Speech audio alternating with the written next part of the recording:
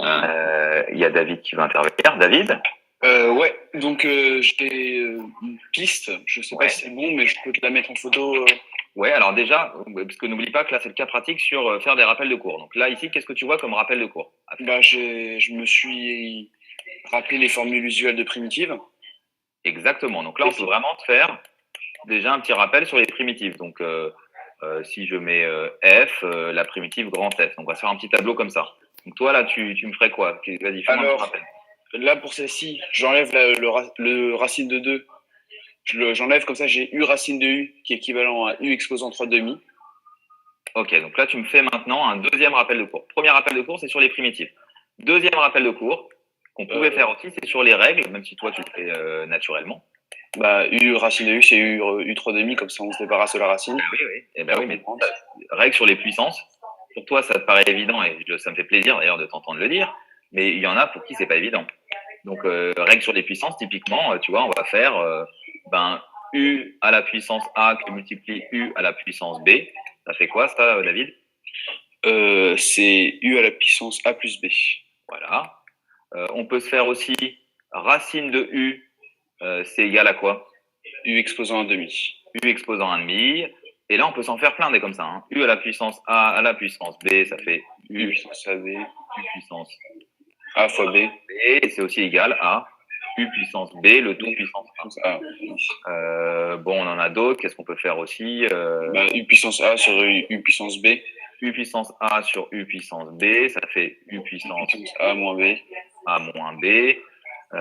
Ça, c'est pour tout U, soyons rigoureux. Ah oui, pour tout non nul, bien sûr. Et là aussi, c'est pour tout U positif, si on veut être rigoureux. Bref, là, je pourrais vous en faire d'autres, mais voilà. Voilà ce que j'appelle un rappel de cours. Une fois qu'on a ça, eh bien, on peut se lancer. Et là, je parle notamment aux voix écho qui sont aussi parmi nous ce soir.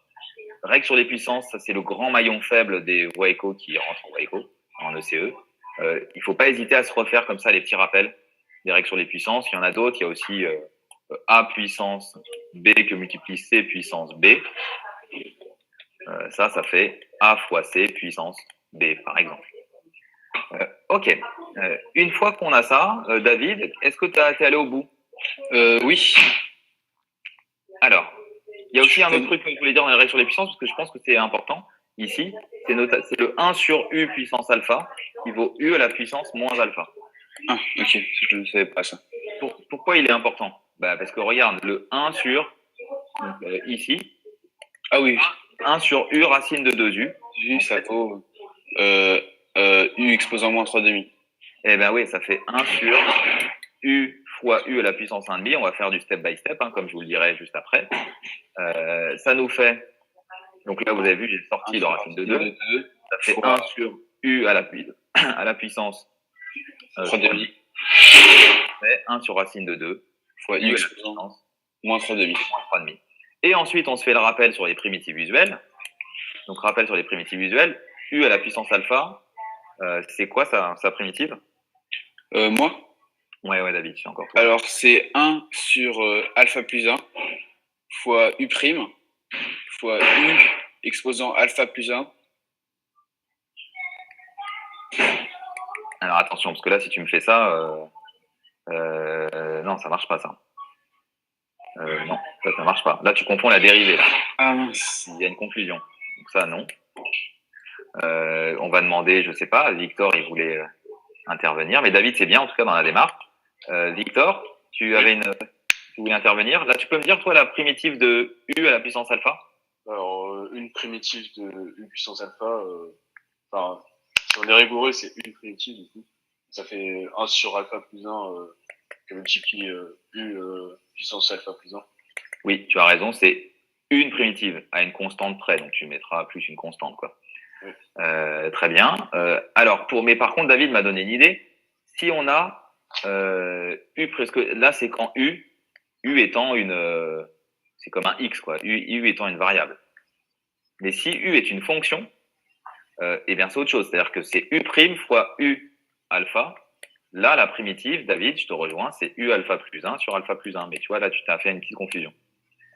De manière générale, sur les primitives, moi, j'ai quasiment jamais appris les primitives, hein, parce qu'en fait, je dérive Et comme je connais toutes mes dérivées, je dérive la primitive que j'obtiens et je vois si j'obtiens ça. Donc ça, c'est un conseil que je vous donne. Hein. Quand vous n'êtes pas sûr d'une primitive, dérivez-la et si vous obtenez le résultat initial, c'est que c'est bon. Bon, et une fois qu'on est là, eh bien après, c'est juste du calcul de primitive. Donc, est-ce que je vous l'ai préparé non, j'ai pas mis celui-là. Le travail des fondamentaux, non. Bon, ça vous regarderez, c'est pas non plus très important. Je vous dis, hein, ici, il fallait du coup faire b de x. Donc on y va, on fait vite fait pour tout x plus grand que 2. B de x, c'est par linéarité de l'intégrale, hein, on appelle ça la linéarité de l'intégrale, de u à la puissance moins 3,5 du, ce qui nous fait 1 sur racine de 2, u à la puissance moins 3,5 plus 1, on fait du step by step une fois de plus, hein. On s'amuse pas, on se la joue pas à faire le calcul de tête.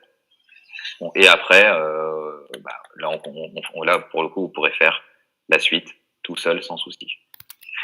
Voilà pour... Pardon,